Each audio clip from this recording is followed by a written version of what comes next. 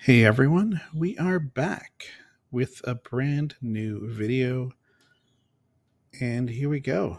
I took this photograph of Tyra down at Nudgee Beach. The reason I've chosen this one is just to show you what I would do in Photoshop to make this a presentable image. As you can see by my photography skills, I shot this totally askew and I totally messed up the horizon. So there's a few things we need to fix in this image. Let's start with the how I shot the image. So taking a look, we're at ISO 50. I use an 85 millimeter lens at 1.4 aperture and 2,500th of a second. Now the reason I chose this is because I love the 85 millimeter aperture for portrait photography. I think it just makes everything look really smooth and creamy, and I love the drop off from the model to the background. It's a really lovely bokeh. And it was quite a overcast day, as you can see behind her, and I'm going to show you that a little bit as we go on. So the first thing I want to do, looking at this image, is I want to fix that horizon. How do you do that? I'm in the raw editor, so the first thing I'm going to do to fix the horizon is I'm going to go to the crop tool, and that's there. So I click on the crop tool. As you can see, there are manual transformations. I'm going to click on rotate. So I'm going to rotate this to the right until I'm happy with that horizon. As you can see, we're turning her, and that's pretty good. You can see there's a lot of space missing here as the frame has now become untenable. So I'm going to hit constrain crop. I could also bring the crop in to fix it, but let's hit constrain crop. And you're going to see that's going to move, and I'm going to double click on that. That's totally off-centered her, but we're going to deal with that in a little bit. So I don't think the horizon's perfect, so I'm going to go back to the crop tool, and I'm just going to drop that horizon back to the left a little bit, and that's a little bit nicer. Great. Okay, let's look at the image now. If we go to the profile, I always choose for portraits, I always choose camera portrait. I think that's the nicest profile for portraits, specifically in Photoshop, so that's the one I always choose. Okay, I'm pretty happy with that. Let's go to the light panel here. I'm going to bring up the shadows a little bit just to bring her up.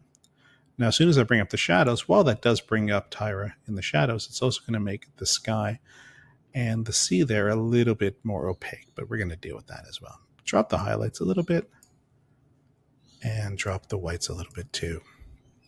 Let's go to the contrast. Let's add a little bit of contrast to the image. I'm going to leave the exposure alone because I think right now she's exposed pretty well. All right, now in the raw editor, we're going to go to masks. Let's mask the sky first. So we're going to, by masking the sky, it's really simple. You literally click on sky. And that's going to mask out the sky in a second. We're just going to wait for it. You can see anything in pink, pinkish red is what we're going to edit or manipulate. First thing I'm going to do is dehaze to bring that sky back down a little bit, and you're going to start to see some clouds appear and a little bit of blue appear as well. Great, and then I'm just going to drop the exposure down a tiny bit just to bring some of that sky back into the frame here. Pretty happy with that. I'm just going to quickly click on subtract and subtract select subject just in case we gave any dehazing to Tyra. That's one way to get rid of it really quickly. Next thing we're going to do is we're going to create new mask. And we're going to do a linear gradient. Now I'll show you why I'm going to choose linear in a second. Basically now what I want to do is bring in some of the blue into the sea here. So I'm going to do that. I'll flip that around. But that's too much. So I'm going to drop this down a little bit and drop down that just until we get to the horizon. Bring it up because I really want to paint this horizon. So I really want to miss the horizon. So bring that up so we get all of the sea there. And we're going to do this by just giving some temperature here. So we're going to go down the blue scale a little bit and just make that water just a little bit blue. Perfect. Not too much again. Very simple adjustments. We're not trying to make it look ridiculous. We're just trying to add little simple features just to make the picture look better. Okay. As I said, I'm going to subtract the subject because obviously we did a linear gradient which covered Tyra, so we're going to get rid of that over the subject. So we're going to select subject, and that will remove any blue that was on Tyra. Lovely. So that looks pretty good. I'm pretty happy with that so far. Now we're going to go to create new mask, and we're going to select people. So let's edit Tyra specifically. The first thing we're going to do, once it finds her, is we're going to do facial skin and body skin, and we're going to hit create. I'm just going to add a tiny bit of exposure to her face, just to bring up her face a tiny little bit. There we go. Maybe that's enough. Add a little bit of contrast, because who doesn't love contrast? Drop the highlights a little bit, and any shadows to bring up the shadows a little bit. That's too much. Just the tiniest bit of shadows. Pretty happy with that. Okay, let's create a new mask again. Select people. And now we're going to go with the dress. So we're going to click on clothes, and it's going to mask out, as you can see, just the clothes she's wearing, and we're going to hit create. With clothes, what I like to do is just add a little bit of texture to the clothes just to make them stand out a little bit. So we can add a little bit of texture.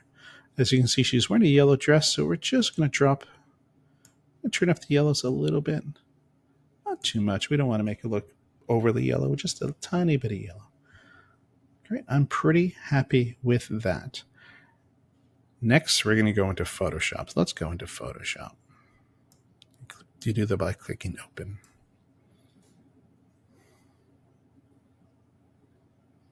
Okay.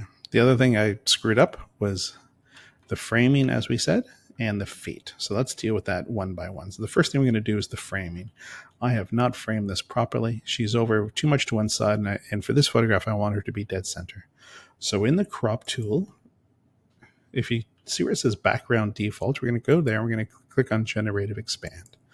And we're just going to bring up the crop. We're going to go left just to bring her back into the middle. And there she is in the middle of the frame. We're going to hit this check mark. And now Photoshop is going to use its AI technology to hopefully do a good job and recreate the left part of this image here. Let's see what it does.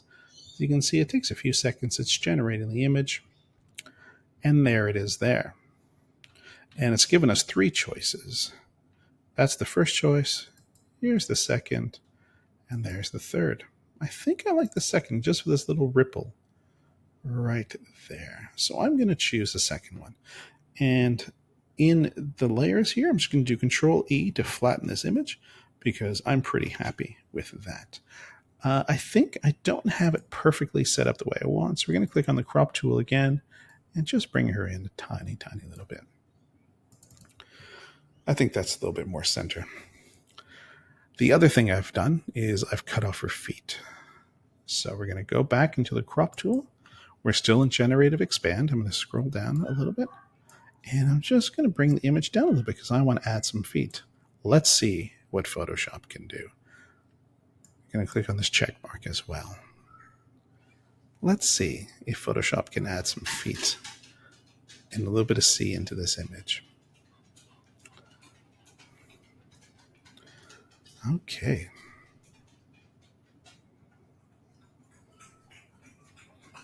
All right. So it's given us 3 choices. I do not like that first one. Let's see if the second one's any better.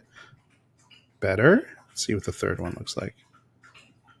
And I think I'm going to go with the third one. It's between the second and the third. I think I'm going to choose the third again. And let's hit Control E to flatten this image, and we're going to bring it back by hitting Control 0, bring back the frame. Okay, what do you think? I'm really happy with that image so far. But we still can do a little bit more. I'm going to create another layer by clicking on Control J. And I'm going to go to Filter, and I'm going to go back to the raw filter because I want to add a profile to this. While I do like the image, I think it can be better. If you've seen any of the other videos, here are my favorite profiles. So I can go black and white, chestnut, which adds a little bit of warmth to it, CoverGirl, which is going to make it a little bit brighter, a little bit whiter, and grain. Oh, I don't mind the grain so much. And there's other things I can do. As you can see, there's one called Morning Light, 7 a.m., 3 a.m., which gives it a blue and more yellow. And there's True Grit. If I do want to go True Grit, I can definitely go True Grit. There's a summertime one.